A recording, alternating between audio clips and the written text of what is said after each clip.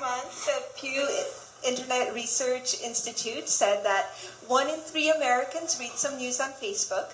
Now here's a story that was shared by 4 of my friends. It ended up being the #1 shared story in June of this year. It's about how to recognize when someone's drowning. Pretty useful information.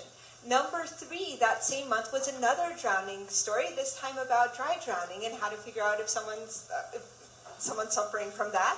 This was predominantly shared by women, so 3/4 were female. Average age was around 40. Now, there's other sorts of useful information. For example, the NSA is gathering lots of data on you.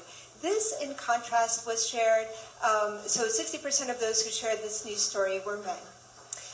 Other things that might get shared often, so this rounds out at number 2 and number 4, are things where you can find yourself. So do you say soda or pop or some other term, or Coke to refer to all soda? Or are there things that you're eating that actually are banned in other countries? This gets shared as well. All useful information. But despite this, are you perhaps living in a filter bubble? Are you receiving news primarily that will agree with what you already think because your friends tend to be like you? And this was a question that Eitan Bakshi, Solomon Messing, and I were interested in. And so we took a survey of the news exposure for 10 million US users on Facebook who had actually declared a political affiliation. And over the period of 6 months, we saw what news they saw. And we put them on an axis from -2 being very liberal, +2 being very conservative, and there are slightly more conservatives who declare their political affiliation. Now, we took these affiliations and we looked at who's sharing news from different sites, and this put Fox News on the right and Huffington Post on the left. And because some of the news sources on the left were highly reshared, if you look at the whole ecosystem of Facebook news, you actually get more liberal news that's circulating, even though there are slightly more Republicans or conservatives in our sample.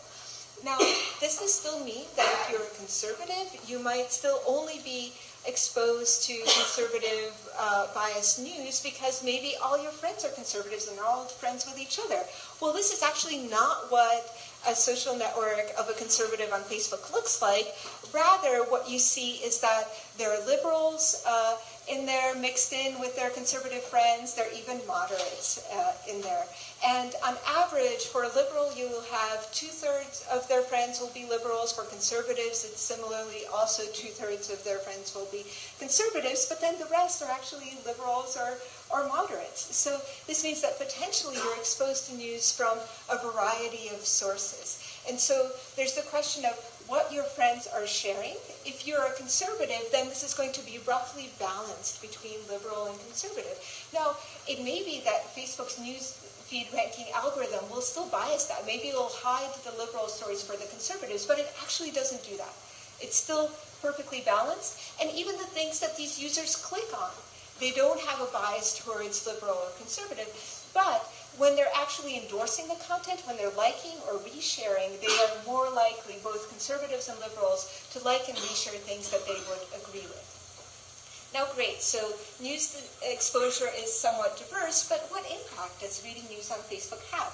Solomon Messing was interested in this question, and so he conducted a study of 2 million users during the election season in 2012, and what he did was he tweaked the user's feed. So rather than seeing your regular news feed, if any of your friends had shared a news story, he would boost that news story so that it was up top and you were much more likely to see it.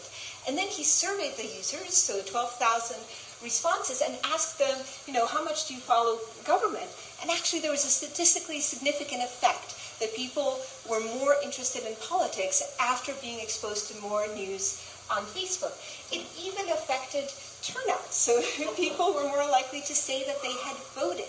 And this had a greater effect for those who occasionally logged into Facebook versus ones who were there every day, because those were already on the upper end of being exposed to all this news. So to conclude, when your friends deliver the newspaper, interesting things can happen. Thank you.